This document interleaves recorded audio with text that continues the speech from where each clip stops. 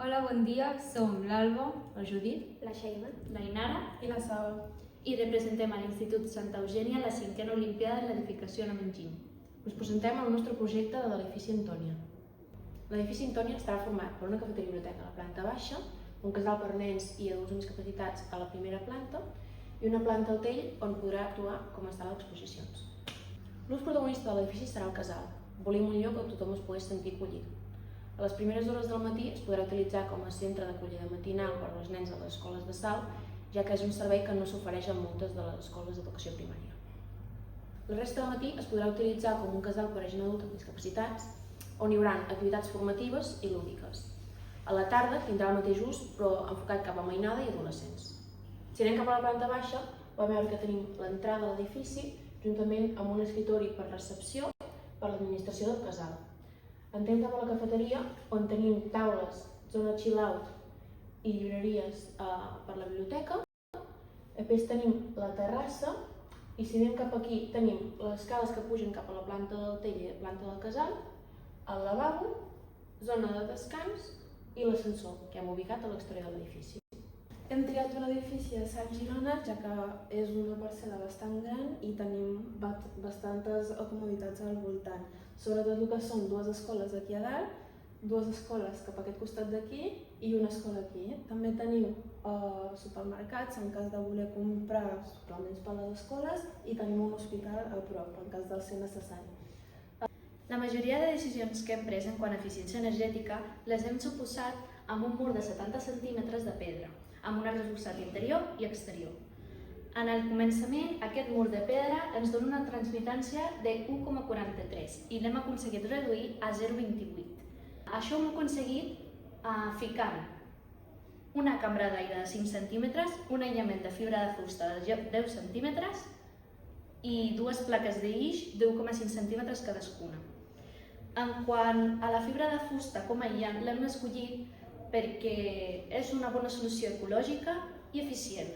És un material que té una transpirabilitat que evita condensacions, regula naturalment la humitat, té una conductivitat tèrmica, una lambda, que és d'aproximadament 0,038 i ens ajuda com a aïllant acústic i és un material reciclable i reutilitzable. Hem substituït la zona del carener de la coberta amb vidres fotovoltaics. Volíem donar-li una estètica moderna a l'edifici de l'estació de tren, però conservar la seva essència. Els vidres ens van semblar una bona manera d'aconseguir-ho. Són de la casa Onyx Solar i és el seu sistema de silici morf, el qual et permet lleugerament només una capa opaca a sobre del vidre. Genera prou energia durant el dia per alimentar més de 700 punts de llum durant 4 hores i té una amortització de 8 anys. Hemos deducido que el estado actual de la cubierta es de una armadura de vigas y correas de madera, vasillas cerámicas y tejas árabes. Esto nos da una transmitancia aproximadamente de 2,6. Para la propuesta lo que hemos hecho es añadir 10 centímetros de aislamiento, en este caso de corcho expandido, una capa impermeabilizante, rastreles de madera y las tejas árabes, reutilizando las que estaban anteriormente, si es posible. Para unir la parte de la cubierta de tejas árabes con la de los vidrios fotovoltaicos, lo que utilizamos fue perfiles metálicos que estaban anclados tanto a las vigas de madera como a la estructura metálica de los vidrios fotovoltaicos. También utilizamos un tirante que unía los perfiles de los dos lados de los faldones para darle más estabilidad a la estructura. En el caso de que los perfiles no se sostengan por sí solos, también contemplamos la idea de poner pilares metálicos. Un altre aïllant que hem fet servir durant aquest projecte és el suro expandit, ja que és una bona opció per donar-li èmfasis en els productes d'origen local. Tant l'aïllant de la façana com el de la coberta són de producció espanyola, o sigui que és un producte proper, ecològic, naturalment impermeable, transpirable, resistent a la pressió i compressió. També tenim un aïllament tèrmic i acústic contra les vibracions i és un material molt lleuger, no inflamable i és un repel·lent natural. A l'espai exterior tenim diversos espais dissenyats a la comoditat i la funcionalitat dels usuaris.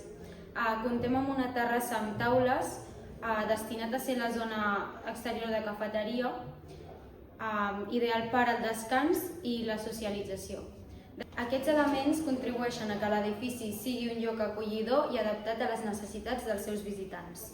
Els jocs del parc estan adaptats per als nens amb discapacitats amb elements accessibles com rampes per cadira de rodes, plataformes de baixa altura i seients adaptats per als gronxadors i carrusels.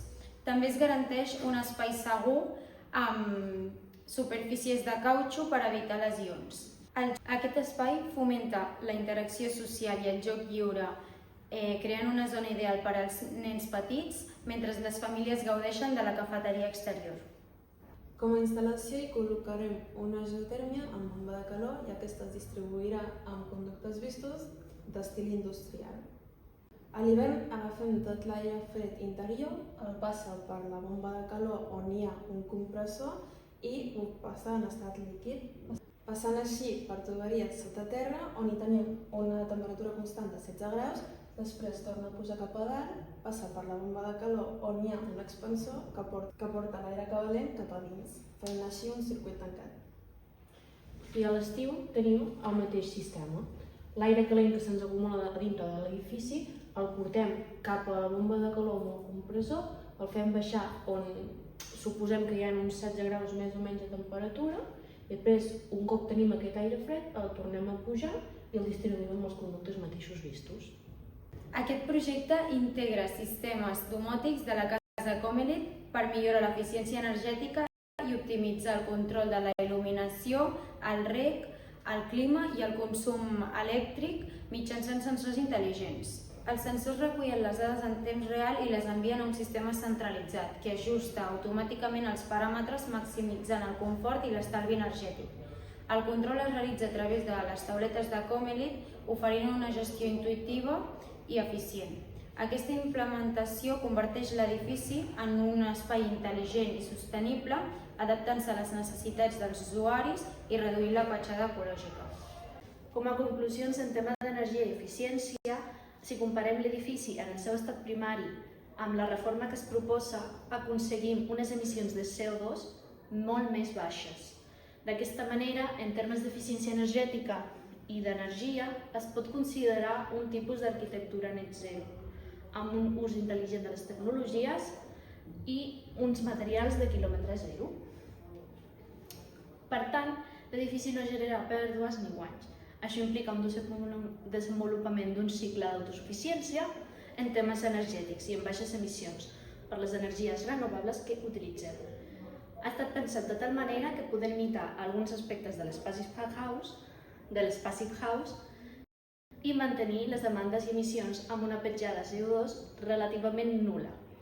Un punt a destacar és que no només s'ha mirat com millorar la construcció, sinó que també s'ha tenit en compte la seva deconstrucció, per tant d'intentar que els materials siguin reutilitzables, ecològics i biodegradables.